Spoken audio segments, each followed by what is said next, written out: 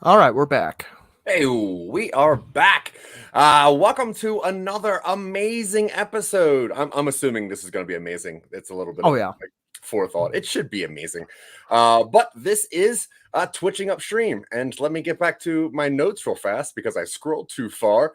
But Twitching UpStream is another show by Some Nobodies. And this says that my name is Zach. And it's this is my essay de un padre diferente, Dylan. That's Spanish for you know, something.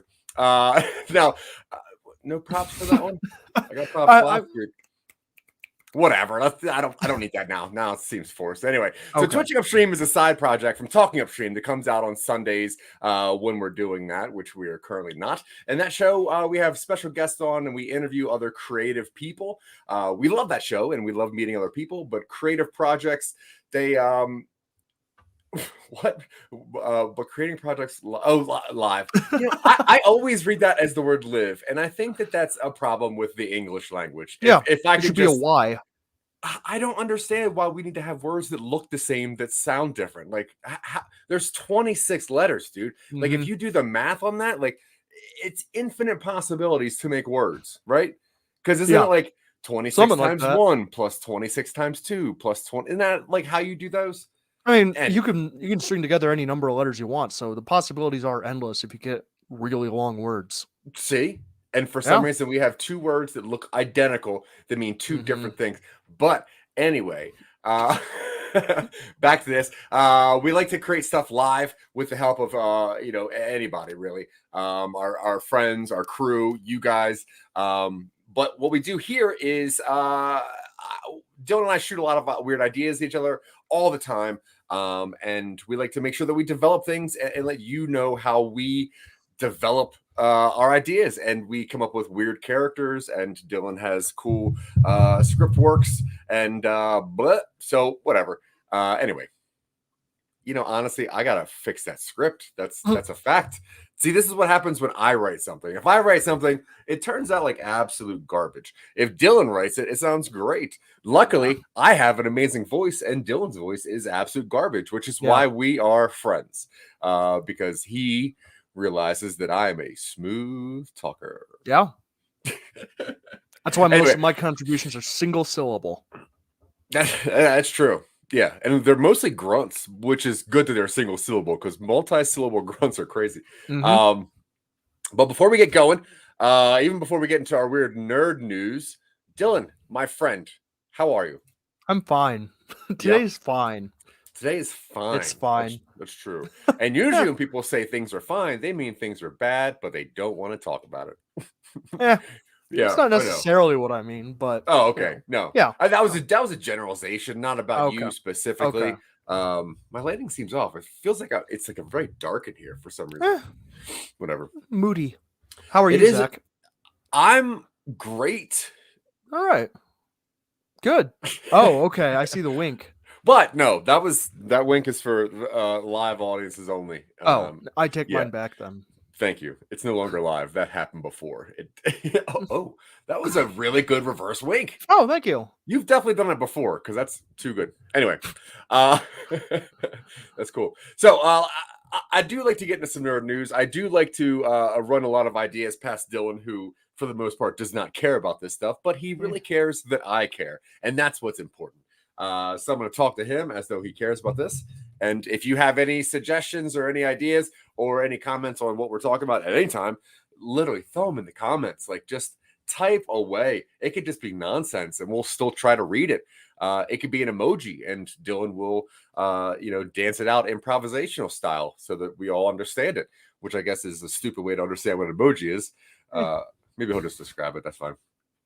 But yeah, hey, and also while you're typing stuff in, feel free to tickle that subscribe button and that like button. Just go ahead and give it a little brush with your finger. We would really appreciate that because we like attention and we like people thinking that we're funny or that we're cool or that we write stuff, because we do write stuff. Yeah. Something. Okay, so to start us off, first bit of nerd news: Boba Fett trailer dropped. Did you happen to see that? I did watch it. I watched it on our YouTube channel. Yeah, I was trying that out. I wanted to see, obviously I'm always trying things to see how the copyright laws work, how certain things are going, and I don't really know anything. So yeah, once it dropped, I decided to scoop it up and post it and see, how that worked. And apparently we're just allowed to do that, which is fine. Cool. So yeah, I might be putting more trailers on there. So if you're interested in trailers, let me know. But you did watch it. What were your thoughts? I mean, I like my favorite part of Star Wars is the crime stuff. I like Star Wars when it deals with the criminals and how it is to be in that kind of environment. And it looks like it's about Boba Fett establishing a crime empire. I'm into it.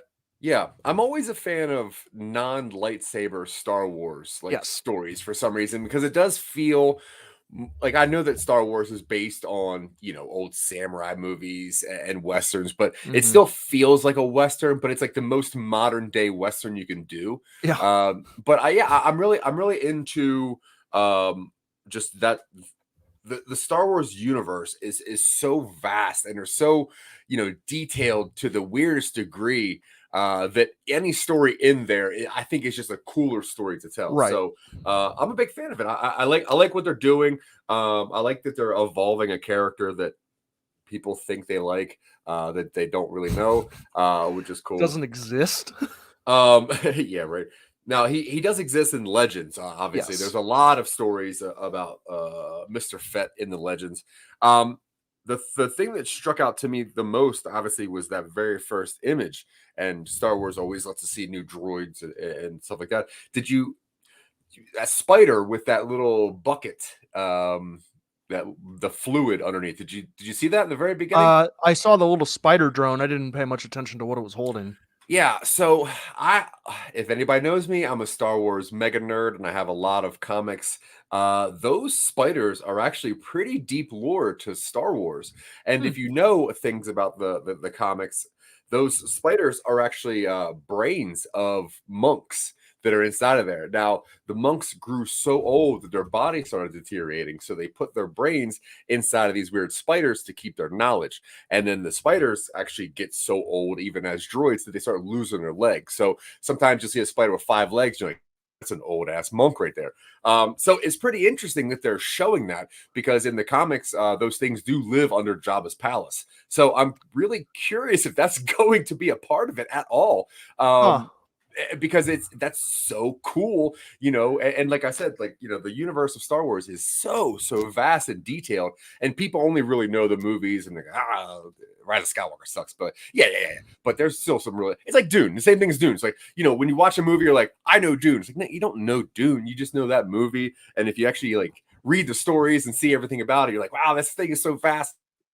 Even having a conversation with you made me love Dune more. So what do you think about that idea of old monks with their brains that they keep them alive kind of inside these spiders? That's one of the weirder ideas I've heard from Star Wars, and I'm into it. Yeah. I hope that they use the advantage of this platform to really make some stuff that doesn't necessarily need to worry about making money. They just need to, in some ways, I hate that they please the fans by putting Luke Skywalker in The Mandalorian, or make The Rise of Skywalker just fan service.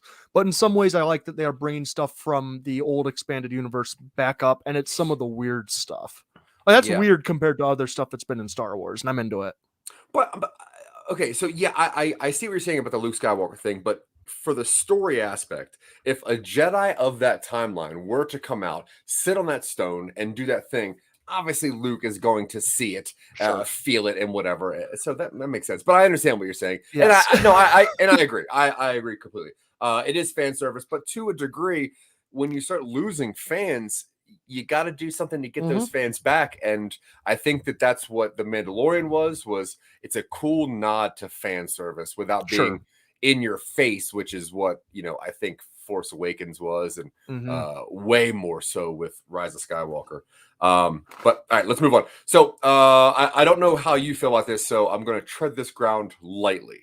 But I'm a fan of looking at the toys that are coming out for current movies, because toys do not care about film leaks. And the way toys work is they get just a note of what the movie's about. They make up the things they want to make up that roughly fit into that, storyline, and then it comes out. Now, when you who can forget Flash's motorcycle from Justice League? Yeah. Now, at some point, he probably had some sort of vehicle, and that's what they turned it into. But whatever. That is a cool motorcycle, by the way. Now, Doctor Strange is one of the next Marvel movies to come out, and recent toy leaks have given a little bit of the villain away. Now, do you have any interest in seeing this, Dylan? Yeah. Before I just show it to you. Okay, so I did upload it. Now, this is what I saw. So, this is a puzzle, right? And it's a 1,000-piece puzzle. Now, if you see that, you would obviously assume that is from Doctor Strange in the Multiverse of Madness, because it says so. And in it, you obviously see a bad guy.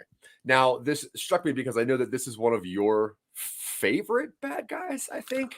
It's one of I'm glad to see something like it in Marvel. Yeah. Now, it's one of my favorite concepts for a villain. Yeah. Now, it would lead me to believe that the villain of Doctor Strange 2 would be Shuma-Gorath, which, and this is one of the coolest pictures of Shuma-Gorath I could find. Now, obviously, the picture of the puzzle shows Strange battling a giant squid-like creature with a giant center eyeball. Though previous reports indicate Strange might be pitted against a sea monster called Gargantos. The box art, I know, right? It looks exactly like Shuma-Gorath, which is a distinctly Cthulhu-esque, great old original. It was originally created by Robert Howard, 1920s. Now, Shuma-Gorath, if you don't know the comic iteration of Shuma-Gorath, it was later adopted in Marvel comic mythos as one of Doctor Strange's antagonists in 1972. It, through the decades, has battled with the Avengers, Fantastic Four, the Invaders, and even Groot from Guardians of the Galaxy. Video game fans might also recognize Shuma-Gorath as a playable fighter from Marvel vs. Capcom series. Now, very cool bad guy. Yeah. Right? Very cool bad guy. And so, like, galactic. Like, this is a weird space. Anti-reality. Yeah. So, how do you feel about them using this character? I'm into it. When the tentacles showed up in What If, I was like, all right, cool. And then they showed up again in What If, and I'm going, Shuma-Gorath is going to be you break through reality, and the things that live outside of reality are going to notice. So if they do cosmic horror stuff and they get Sam Raimi to do that sort of thing, and they really let him be Sam Raimi with it, I'm going to be really excited for it. Yeah. And this movie seems pretty big, especially coming from what we think is going to happen in the Spider-Man. But let's move on to some more nerd stuff. Now, Moonfall. Now, you sent me a quick little blurb of Moonfall and how they kind of gave a little bit away. Even so, there's a new trailer that just popped up that shows that the moon is fake. I didn't see the trailer, but I saw the poster. I saw the poster and I saw the tagline. Yeah, and go for it. Keep going. You're good. No, I mean, I didn't really have a place to go. I was kind of just going to pick your brain about the idea of a fake moon. I love it. Yeah. It's one of those crazy out there wacky conspiracy theories that are still fun, that haven't been ruined. Yeah. And I really wish that they hadn't spoiled that particular potential aspect of the movie by leaving it, like, because if I was watching Moonfall, because I was going to watch Moonfall based on what we had talked about, where I'm like, moon's going to crash into Earth. Cool. I'm into it. Yeah. And then suddenly in the movie, if you learn that the moon was artificial, I would have been so thrilled. And now I go in kind of expecting that. And I'm a little bummed that I'm not going to have that like moment. Yeah, I completely agree. Like the idea of the moon just falling to Earth or being sucked down by gravity is a cool and interesting idea in itself. And then you're like, you're gonna give that away, like which could be such a cool twist. You're like, what? But then you start thinking about like, how would you build the moon? You know what I mean? Like you obviously Piece not by gonna, piece. but you're not gonna build it down here and then ship No, it up there. I imagine it's alien. There's probably aliens involved. Oh, so it's been there for okay. Yeah. I don't know why I didn't think about aliens for some reason. I was just automatically thinking like, yeah, we built this in like the 60s. The Expanse did it better. Not our moon. Otherwise, it's spoilers. Spoilers. Possible spoilers if you pay attention to that. Yeah, but I'm still interested in that. Okay, so now we've recently seen casting calls that we're not a big fan of. One of which is Chris Pratt as Mario, which is very interesting because I don't think he's Italian, nor do I even want to see him as that. Have you seen the the most recent casting for Mr. Pratt and what he's got going on? It came across my Twitter feed, actually, yes. Now, how ridiculous is this casting with Chris Pratt as Garfield, the depressed pasta eating cat? I mean, what? Like, yeah, all right, sure. At this point, why are they forcing Chris Pratt on us? He's got mass appeal because he has no peaks and he has no dips. He's like, he's got occasional bumps. Like Star-Lord is fine. And he's got dips like Tomorrow future fight. Tomorrow war. Tomorrow world future fight. Future yesterday fight. World. Future fight's better. Future fight is better. I'll pitch that idea at some point. Yeah. But I because he's got mass appeal and he's big right now and I'm tired of him. Yeah, I'm tired of him. He's got to go away. But this Garfield movie is going to be garbage, I imagine, because it's going to be animated in the same way as those new Imagine Animation DreamWorks movies. Like the new Shrek they're making is going to be similar to like the Despicable Me style. Yeah. Where everybody's slightly exaggerated and very puffy looking. Yeah. I imagine it's going to look like that, and it's not going to. I mean, Garfield is probably going to get lost and have to find his way home. But it's just weird when you think about the characterization of what Garfield is, which is a sleepy, downtrodden cat that really hates Mondays for no weird reason except for the fact that John's not there, I guess, and he likes lasagna. When you think about Chris Pratt, you think of like, kind of slapsticky, just bright, poppy, stupid humor, and it's just those two do not feel the same to me. I think of I'm still captivated by that video, that 4-hour video you shared a few weeks ago. Yeah. Of the survey results and how at the end it had Jim Davis's little monologue about like, I was just really on a good day I could put out 20 of them and that would be a month of work. And how I guess it makes sense to have someone like Chris Pratt also play the lowest common denominator comic book character. I guess comic book is not accurate, but you know what I mean. Yeah, I guess that's fair.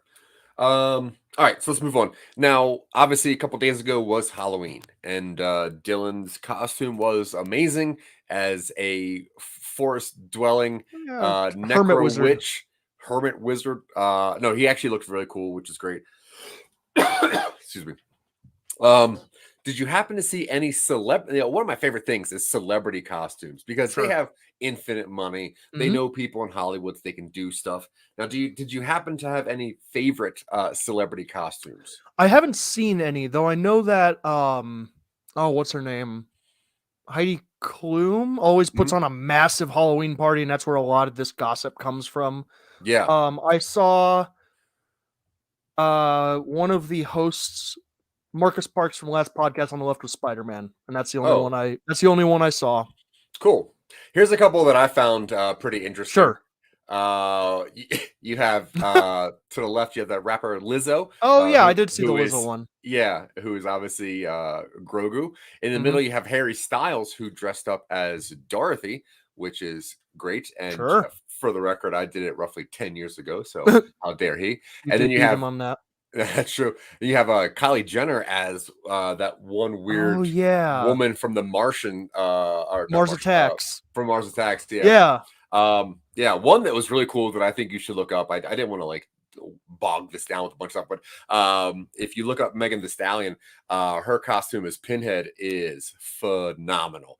So I always dig celebrity costumes. If you have a cool costume, put it in the comments. Let me know what you dressed up as. I dressed up as my favorite podcaster, which was Michael Colby. So I turned off all my lights and put the camera in a weird spot and did nothing different. But all right, so let's get on to what we do here now. Like I said, this show, we take an idea we've already had and then we break it down and try to turn it into something that can be producible or publishable or whatever. Over the last couple of weeks, we've been working on a project. Now I'm going to let Dylan speak on that project and get us caught up to where we are right now, and then we'll take on the rest of the show with this idea stuff.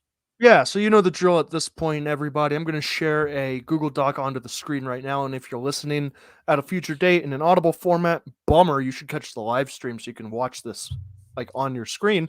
What we normally do here is we take an idea from Talking UpStream and we further develop it. The one we're doing right now is Sleeper Agent. It was originally on episode 35 with author Drayton Alan. Great interview, and we wound up with an idea set in the future. People sign up for a gig job where they become automated couriers while they sleep. So in order to work more, they put on like a helmet and special outfit, and they go out and deliver packages in the mega city, which is similar to Mega City 1 from Judge Dredd or any of the habitats from Fifth Element. So kind of a gonzo future, hyper corporate, cyberpunk stuff in the 2070s. Our original idea had some gangland stuff in there, which we brought back in, but pretty much what we have recently. We have a main character talking to a friend because he's trying to build up, or they're trying to build up their social credit once more. They're too tired to focus on getting a new job and is trapped until they pay off some debt they've incurred. They do deliveries for this gig service, which is operated by Sahara Industries. They take on an important package and take it to a destination. They have trouble delivering it because he gets messed with by some street ruffians, as you do. They probably got spiky mohawks and spiky leather shoulder pads and look like a Biff's gang or Griff's gang from Back to the Future too. Yeah, they have weird metal on parts of their body. Yeah, they have like a torso gauge or something like that. Just a big hole in their chest. I don't know. Gauge. Torso gauge. That's a name of that's a speed metal band I'm working on actually. But he gets attacked, or he gets messed with, and it messes up all of his gear, so he has to leave because he's afraid for his life. Goes back to his apartment. He leaves the package there because he couldn't deliver it. Goes back and grabs his equipment. He goes to try and redeliver the package. Sees that it has been marked as he marked it as delivered, but it wasn't, or it wasn't received, or something like that. And he's got a very, very large missed delivery charge, which he needs to clear up. He's going to go drop it back off at the Sahara Oasis, which is kind of like the hub that everybody delivers to and from. But decides if he returns it, he's going to get charged this amount of money from future paychecks. So he decides he's just going to try and redeliver it, because even if it's delayed, the charge will be removed from his account. He contemplates opening it, decides not to because the delivery charge is so high. He's like, all right, this is for someone who's important. And in some way, whether from the news or something, he recognizes the name as a figure large in the criminal underground. Someone he knows, someone society has decided is a criminal for some reason. He goes to the address which he was originally supposed to deliver to. It's just like a pod apartment, a studio. Nobody's home. But he notices that it's clearly kind of like a drop house, like a dead house, with stuff in there that belongs to what seems to be another courier. While outside, he runs into an agent who seems to be hacked and knocks his helmet off. When he hands the helmet back, he catches sight of the serial number inside the helmet, lets the guy leave. He calls up his buddy from earlier, tries to find out what that route is based on the serial number. Turns out they go off-grid at the same block for 2 hours every third day of the week or something. There's a pattern that this person is clearly following to get up to their illicit activities. Main character goes to that city block. They encounter townies and notice that the hacked agent with like a needs service or out of service display on their digital headpiece, which doesn't actually technically exist, is walking around, so that he knows that, this person is probably the one he's looking for.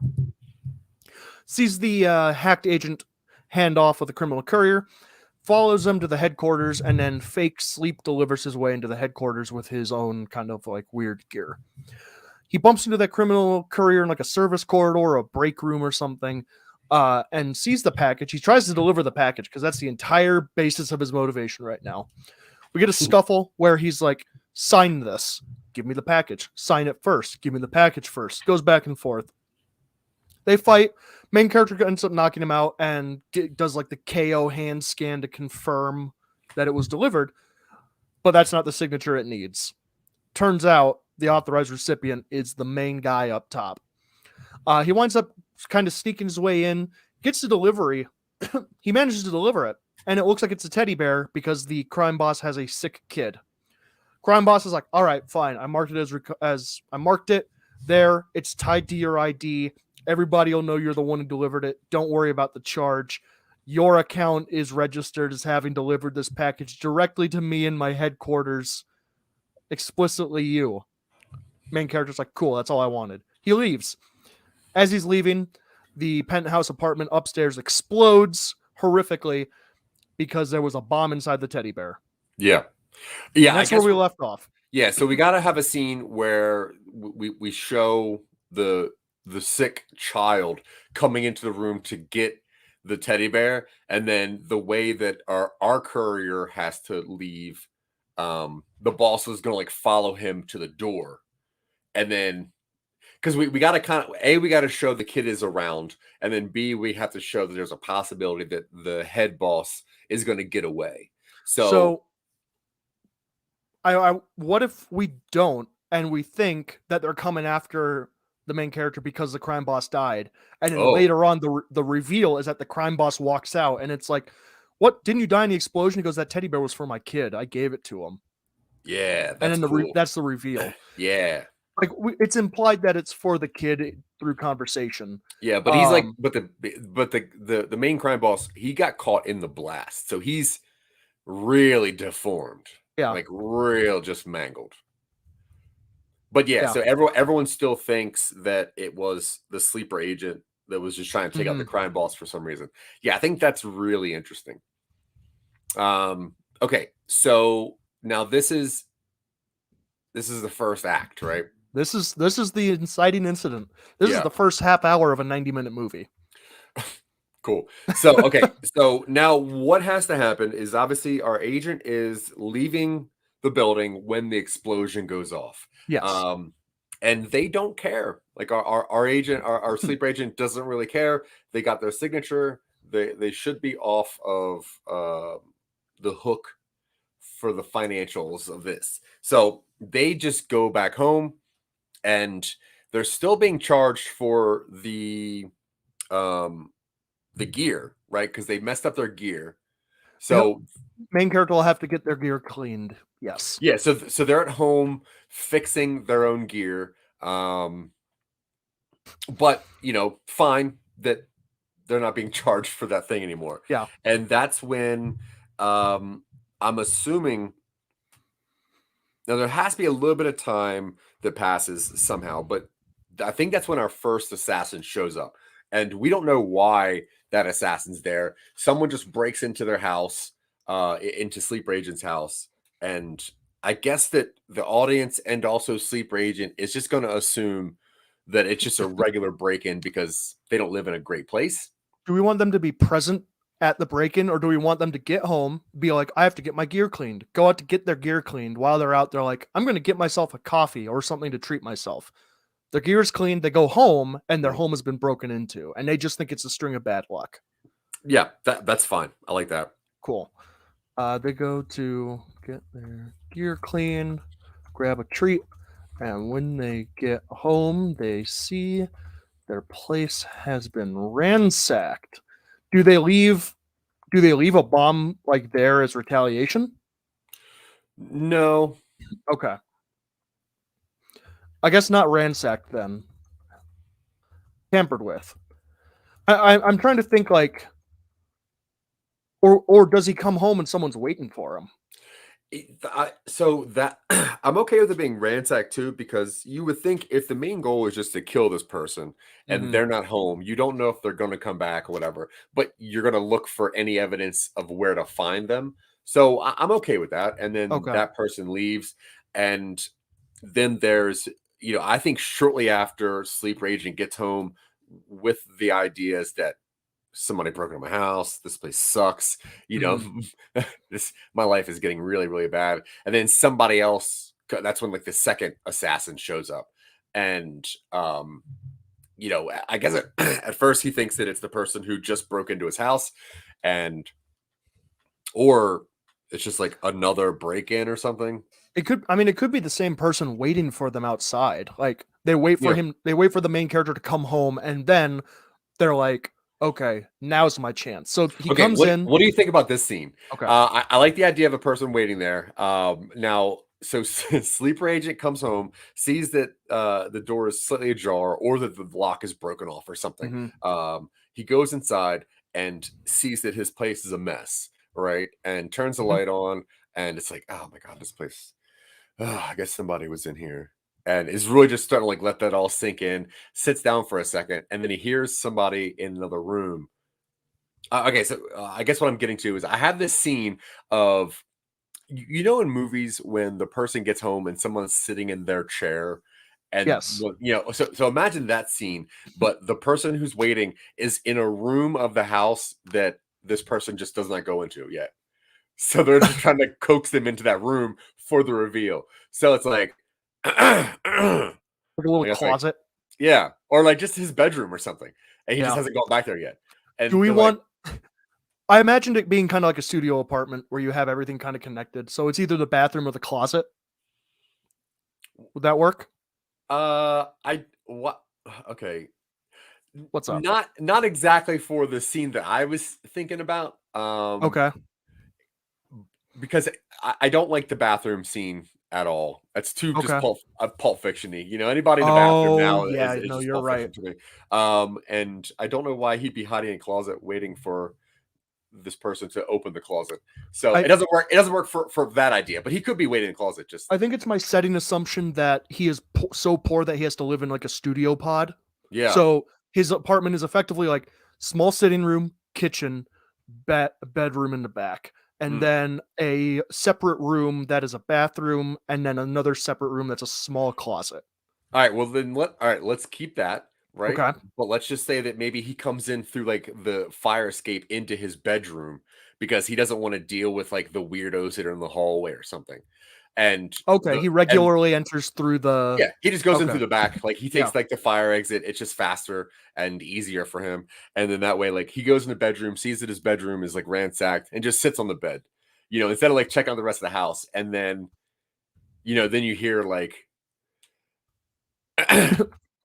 He's like hiding. He's like crouched behind the kitchen counter or something. He's just like sitting in a chair in the living room facing the door. But he doesn't come in the front door, which is where the assassin thought he was going to be. So when our agent comes in from the bedroom, he just sees this guy sitting in the dark. Back of someone's head over the top of the chair watching the front door. Yeah, just look at the front door. And maybe the guy's like practicing what he's going to say. And he's like, didn't expect me. No, that's stupid. Paybacks are a bit. No, I guess you don't pay. I'm not paying you back. It doesn't make sense. Yeah, and the guy's like, and the assassin's like practicing his, whatever. Yeah, no, I like that. I like that a lot. And so I'm assuming that our sleeper agent would need to kill this assassin because there needs to be evidence for the next assassin that now this person might be dangerous. Right. And it needs to be not because our sleeper agent is good at fighting, but just because he happened to catch the guy off guard. Right. Yeah. How does he kill him or he knock him out? I think if he knocks him out, Well, so one thing that I dislike in movies, and I notice this in things such as, for some reason, the example that's coming to mind is Guns Akimbo. Okay. Where you start off with a character who has never done anything violent before, and by the end of the movie, they are very practiced, and it's always like the last scene of the movie is always, now it's my job to hunt them down. And it's like, when did you get so competent? Like, you know what I mean? And I'm not a huge fan of that, but no, I don't like that. I think we have a shortcut here where most of the violence happens while the main character has their hacked helmet on, and their delivery subroutine has been replaced by a combat subroutine. Because how do we get there? I'm not entirely sure. Because that would mean that either he knows a hacker, he uses the IT guy from the police station, or he is an amazing hacker.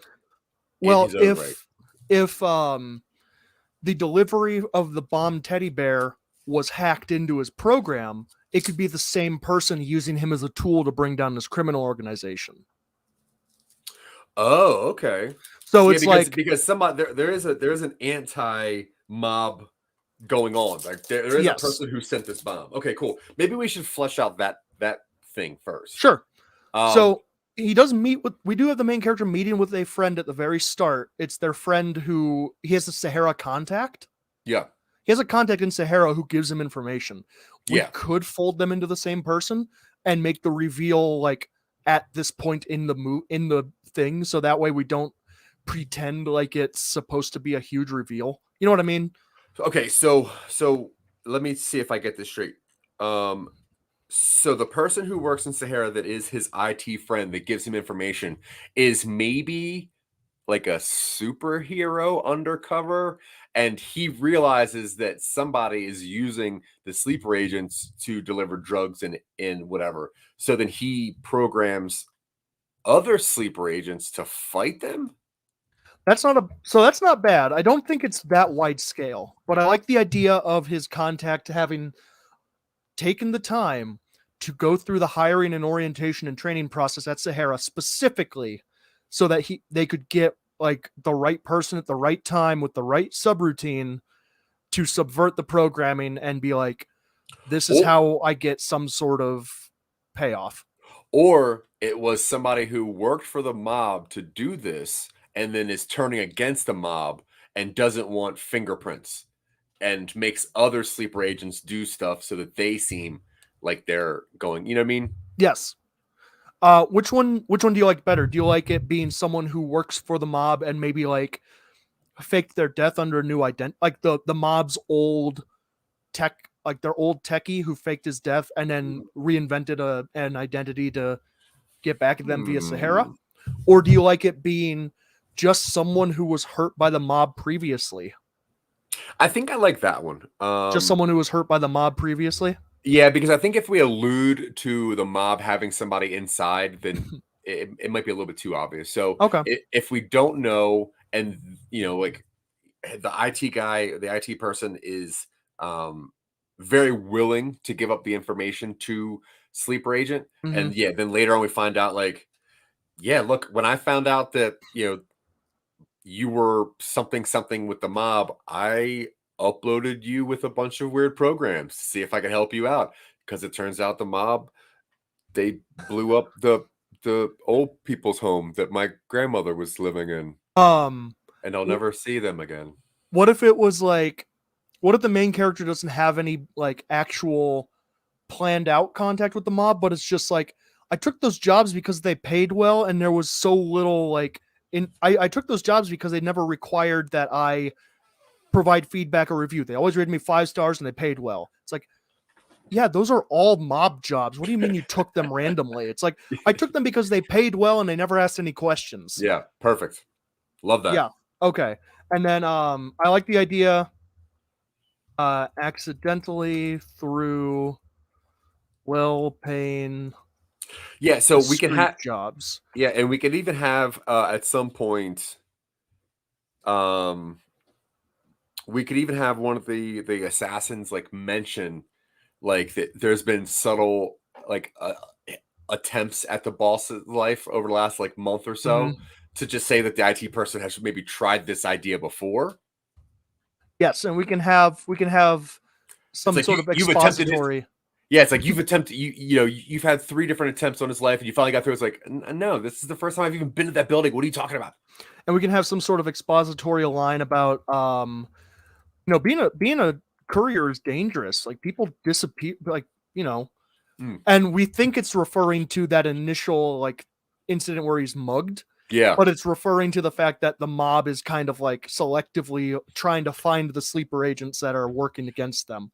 Yeah, the mob is hacking people, which is messing them up. And then also, now that this IT person is subtly hacking people, that's why these people are missing. Yeah. And the audience thinks it's just because it's a dangerous job at a dangerous part of town.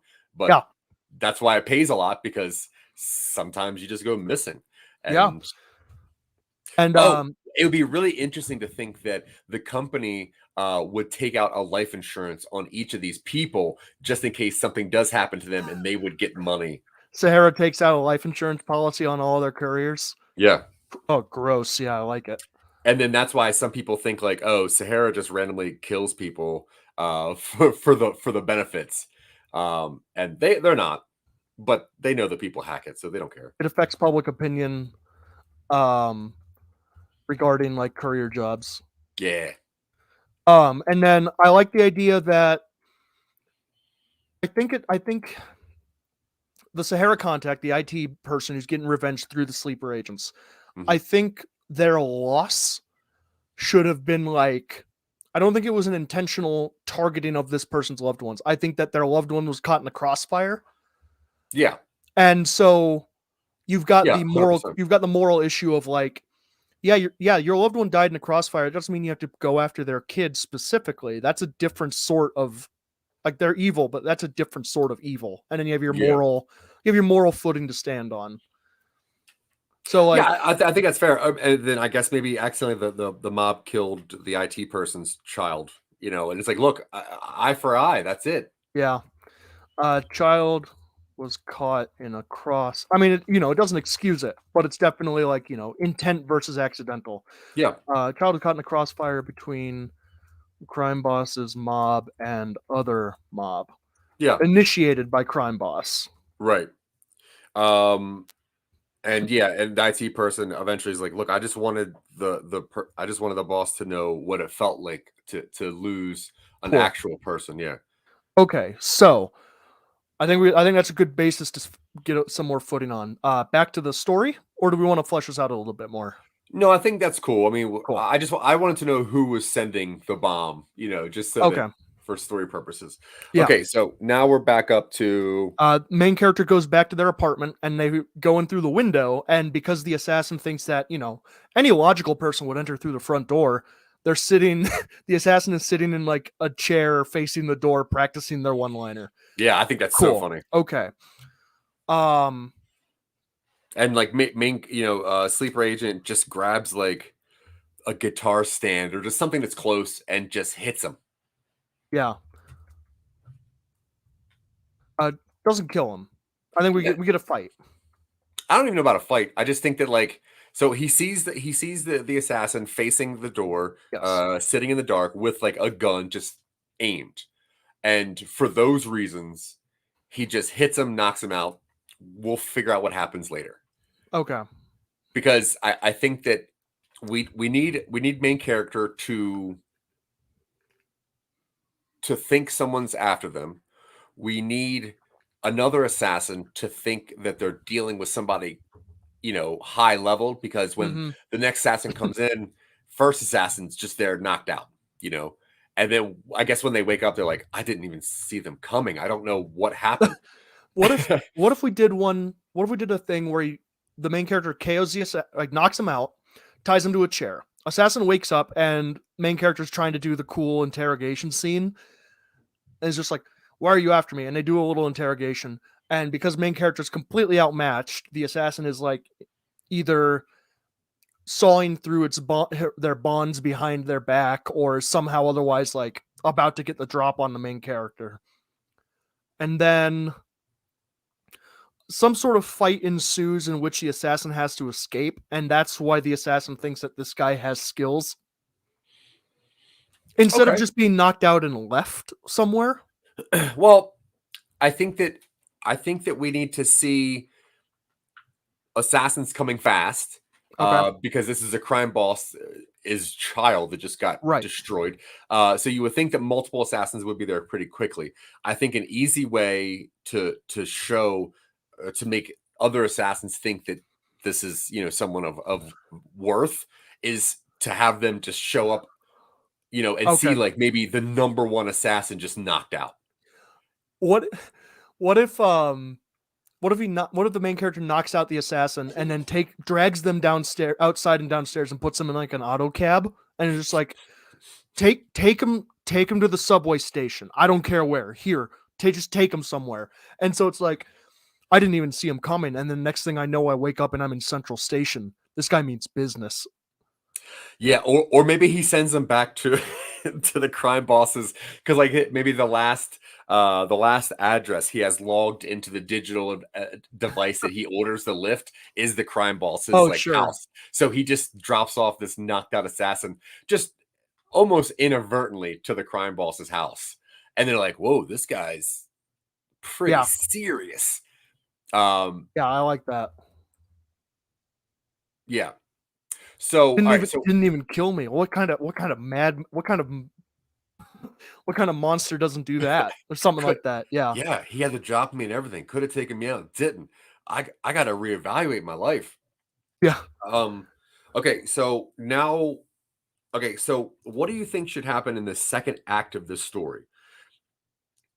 Because I think we need the generalities done before we start with individual scenes. Because I know that we need to have a bunch of assassins show up in a certain way, but we also need to know where we're getting to. Right.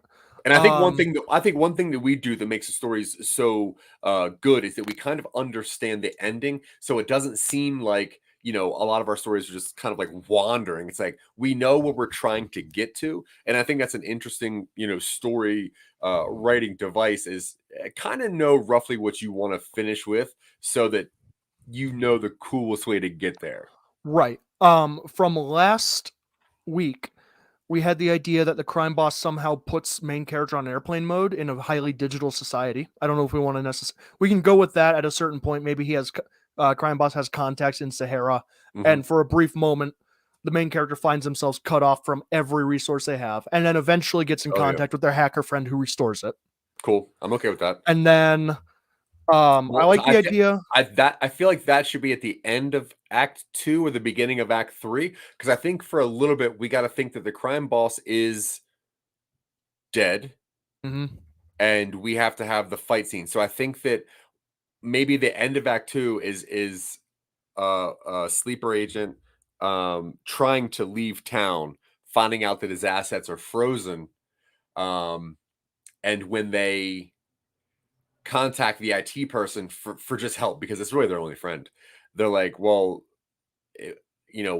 when I trace the hack back to the IP address, I traced it.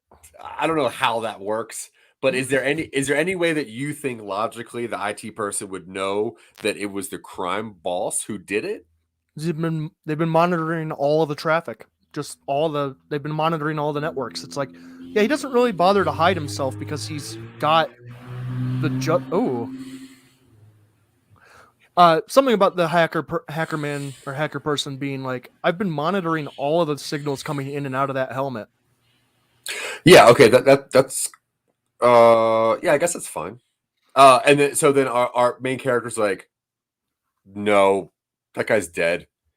And hacker or IT person's like, obviously not. I mean, they're still like, they currently logged on, it's like 7 minutes ago. Does IT person know that their plan worked? That they successfully killed the crime boss's kid? I think that maybe they monitor chatter and they're like, because that's the goal, right? That is IT person's goal, yes. So when does IT person find out that they're successful? I guess right away.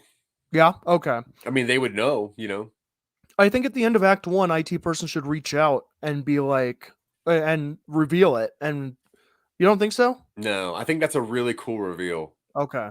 I think it's a cool reveal Okay, yes. till the No, end. you're Yeah. right. The reveal of the crime boss not being the main target is a good idea. Yeah. Yeah, and So I think it makes sense for IT person to keep it hidden from their tool. Yeah.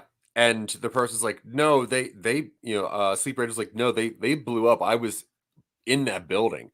And IT person's like, nope, it seems like just the child was, the only fatality. I don't think they even do that. I, I think the I reveal comes from the crime boss.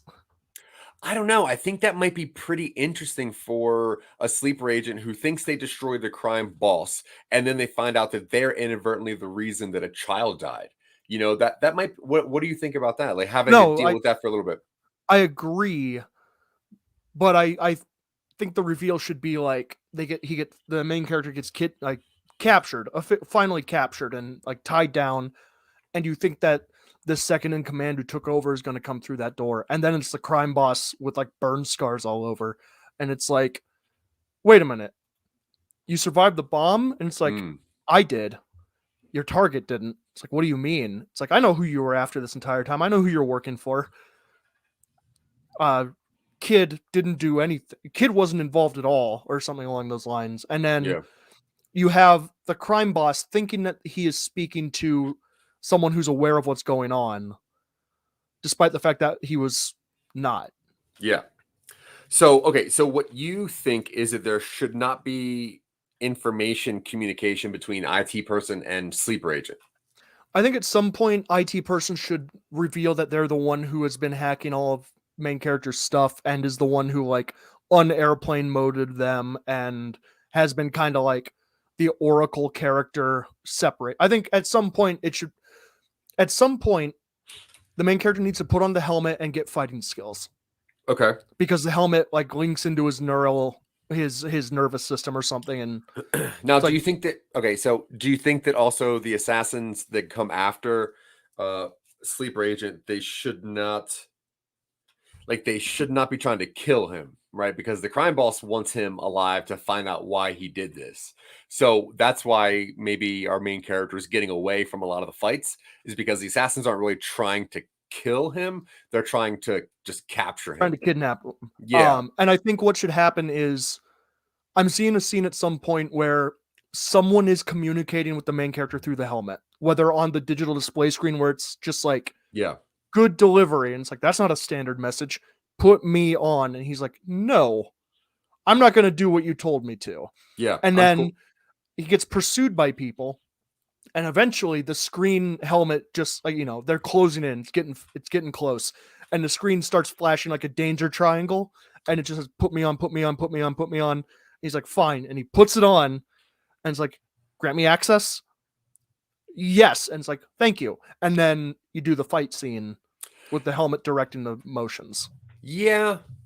I'm cool with almost all of that. I don't know if I like the full body takeover thing. Okay. I think that's been done a couple times, and like you mentioned last week, an upgrade. Yeah. I think that was done a little bit better than what we can do right now. So instead of maybe the our sleeper is like, look, you're not going to control my body anymore. I don't like that.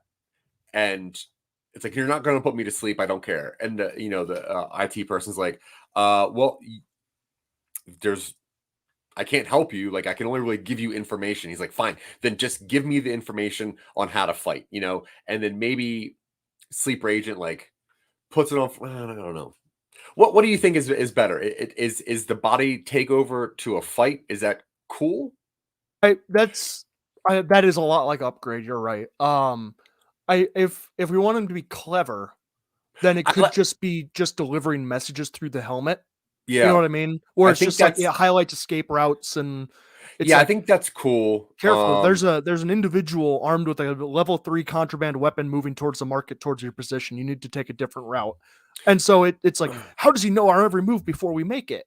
Okay, so maybe the mob is sending hacked sleeper agents in there, and that's how the IT person knows what's going on, because he's like, I can see all of these, these machines coming, these GPSs coming towards your location. Yeah. And then there's maybe like a scuffle between, like a verbal scuffle between IT person and sleeper agent, where IT person like, look, if you let me just take over your body, I can get you out of this. Like I can upload all these programs. And they're like, no, I'm not doing that. Also, like I've taken enough stay awake medicine that I won't fall asleep for a while. So I can't, even if I wanted to. And it's like, fine, but you just gotta listen to me or something like that. I think that's cool. And then him like maybe having the device like half on to like see what the IT person is writing and also see what's happening in real life. I think that's cool. Trying to blend in, but it still got. Oh no, it would have gotten cleaned by now. Yeah. Yeah, cool. So we got Act 2 kind of mapped out, and I think we're probably good for today. Well, where do you want to finish with Act 2? Is it just him being captured, right? Because Act 3, I think if he's captured in Act 2, Act 3 is the reveal that the boss is still alive, the reveal that the IT person was the reason it all happened, the reveal that the child was dead. I think that's a good way to end, right? Yes. Yeah, it's when the main character needs to be at their lowest point. So captured, and then reveal. And she gets captured. Crime boss reveal. Death. IT child targeting reveal.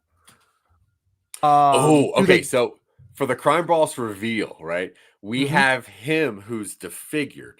Crime boss is defigured, no limbs whatsoever, being carried by a sleeper agent attacked. Yeah, sure. Yeah. You don't like that? No, I do. It reminds me a little bit of Arrested Development. Yeah. Throw me, dragon. Yeah. To the nuts. It's cool. It's cool. All right, so at the end of Act 2, we're going to finish up. We're going to finish this part next week, but we're going to finish up Act 2 with sleeper agent being captured, the reveal of the crime boss, the reveal that the crime boss's child was murdered, and that's it. And then all of Act 3 is going to be more information, and then breakout, and then somehow sleeper agent gets away with a little bit of money. I assume. Okay, cool. So I think that's obviously that's a really significant place to stop. So that's it. So once again, and always, if I don't say it, I hope you know it. We appreciate you, and we love any attention, and we most likely love you. If not, we definitely like you probably. Unless you know Phil better, then we probably don't like you, but we still appreciate you listening and or watching. But listen, if you're listening to this, some other things that you're going to really appreciate. Scott Curtis with his show Behind the Bits. He's slowly getting back into the podcast game, so you can always check him out. Awesome dude, very, very funny fella, and he looks really good in glasses, so do that. East Coast friends, we have Tanya Sheck and Sarah Takashik. Thank you. We really appreciate you. They are some friends that have been behind us since the beginning, and we love that. Who else do you want to, honestly, check out Jack Billings Presents. They got some weird stuff coming out. Their Haunted Mansion thing is going on. Dylan's got some characters coming out soon that he's really embarrassedly excited to play. And hopefully you can hear my voice on there. You can always see us on The Real Boys. You can always see at least one of us on The Real Boys. One of us will be there. And that's every Monday and then every other Friday for special events. Season 1 of that's wrapping up pretty soon. So I'm really curious how season 2 is going to change. I did the math, and if we keep on the same trajectory, we will finish season 1 with 69 episodes. Nice. And to that I say, let's see. Yeah, so this Some Nobodies, just type that into stuff and find all the goodness that we got going on, all the beautiful writing that Dylan does, such as the one that's like down over here, CYOP, which is Create Your Own Pod Venture. Beautiful show that Dylan wrote. 17 weirdly cool episodes and structured in a way that only you can figure out. So please go check that out. But until next week, folks, I don't know if Dylan's got anything to say. You got anything to say, Dylan? Follow me at Vorpal Words. I'm posting National Novel Writing Month updates for things. I'm on track. Day 1 of 1. I'm on track. Soon to be day 2 of 2. Killing. How many words you got so far? Right now it's like 2,600 out of 3,300. So it's coming. Think about Sword that. and sorcery. Yeah. Love it. All right, folks. I have been Zach. He has been Dylan. And you've been great. See you next week. Take it easy. Bye.